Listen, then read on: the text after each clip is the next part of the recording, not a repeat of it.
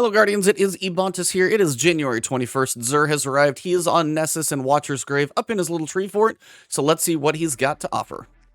Just a reminder, everybody, you got 24 hours left to get your very own EBONTIS Ice Shaker.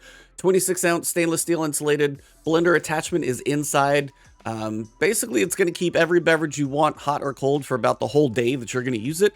And it's got the blender attachment for, say, advanced GG or a protein shake or anything. So I've got multiple of these that I usually use. One for advanced GG, one for protein shakes if I'm going to the gym, one that I'm always cycling through for water.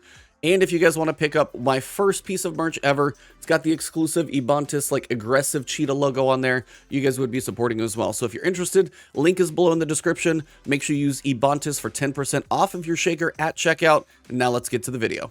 The weapon this week is Telesto. It's a unique fusion rifle. The projectiles travel, attach, and then they have a delayed explosion, so the range is never an issue. If you don't own this fusion rifle, every so often it breaks the game, but it's just fun to own, so make sure you have a copy. For the hunters, we've got the Stompies hydraulic boost. It increases sprint speed and slide distance. It also improves all of your jumps to make them bigger, so every hunter should own a copy of these no matter what. These are decent with high strength and high mobility. The resilience is a bit of a wasted stat on a hunter. I'd like to see that in recovery, but still at 66, everybody should own a copy of these, and if yours isn't nearly as good as this, or you've only got collections, buy them. For the Titans, we've got the Wormgod Caress. Melee kills increase melee damage for a short period of time. Additional kills increase the duration and stack the effects. You've only got 61 total stats. Some intellect, 9 in strength. This is a melee build, not the best stat there. Some mobility, some resilience, some recovery. It's a mediocre build, but as people are breaking bosses with these right now in the melee throwing hammer, it's fun to mess around with these if you haven't done it before. For the Warlocks, we've got Phoenix Protocol. This is going to be kills and assists you make while standing in your well. Return super genie. It can give you up to 50% of your super back, so very useful. Stats over here is a total of 67, 15 in intellect, you've got some strength, 12 in recovery, at least it's double digits, and some mobility, maybe not as required on the resilience. It's still a high stat roll, an exotic every Warlock should own, so if you don't have it or your stats on yours aren't that great, consider this one for sure. For your legendary weapons, most of these are pretty meh. You've got triple tap elemental on a sidearm. You've got field prep snapshot on a sidearm. Night watch, you can get a better one from the actual basic new light quest. Pulse monitor and also field prep on a couple of these shotguns. Not really do anything for me. Field prep, sure, it's nice for heavy ammo reserves, but threat detector on a grenade launcher, not really optimal.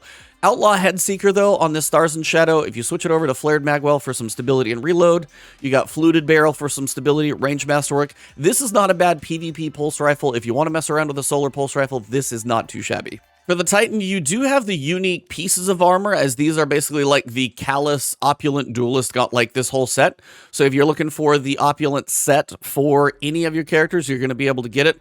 For the Titan, you've got 61, high resilience, high discipline, if that's your build, but that seems a bit extreme. And then over here on the boots, you've also got 62, high strength, with some decent resilience. Again, Titans only need so much resilience, so I'm not loving any of these specifically. But if you need them to build out your Transmog options, you can pick up this opulent set that you probably can't even get anymore because it's from the Leviathan. For Warlocks, the only thing I can tell you is if you're trying to get your opulent set for Transmog, this is about all you're going to need it for, because honestly, every one of these is like either low recovery or high in a stat that you don't really need. So pretty much the armor for the Warlocks is for Transmog only. Hunter is the same as the other two. If you're going for Transmog for your opulent set, cool. The chest is okay with a 61, but that's not even exciting, to be honest with you. So Xur, not really coming through with a lot this week. Couple exotics, if you don't own them, you should. Fun experimentation to break some bosses. Every hunter should technically own a pair of Stompies. Same with Warlocks, you should all own Phoenix Protocol.